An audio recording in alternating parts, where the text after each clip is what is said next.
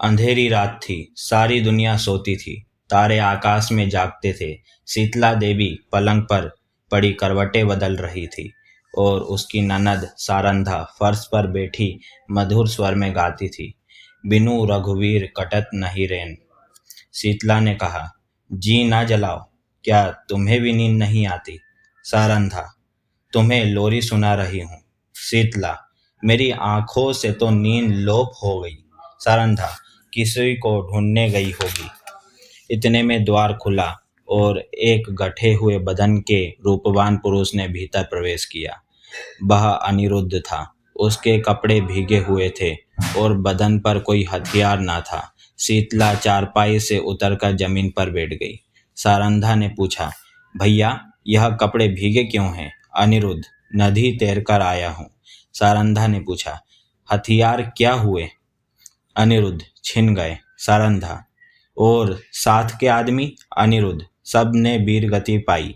शीतला ने दबी जबान से कहा, ईश्वर ने ही कुशल किया। मगर सारंधा के तीवरों पर बल पड़े गए और मुखमंडल गर्व से सतेज हो गया। बोली, भैया, तुमने कुल की मर्यादा खो दी। ऐसा कभी नहीं हुआ था।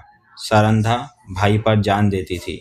उसके मुंह से यह धिक्कार सुनकर अनिरुद्ध लज्जा और खेद से विकल हो गया। वह वीरांगी, जिसे क्षण भर के लिए अनुराग ने दबा लिया था, फिर ज्वलंत हो गई।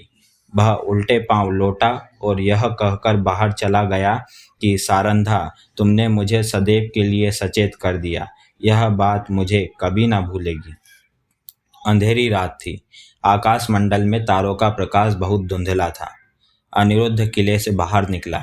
पल भर में नदी के उस पार जा पहुंचा और फिर अंधकार में लुप्त हो गया। शीतला उसके पीछे पीछे किलों की दीवारों तक आई, मगर जब अनिरुद्ध छलांग मारकर बाहर कूद पड़ा तो वह वीरहीणी चट्टान पर बैठकर रोने लगी।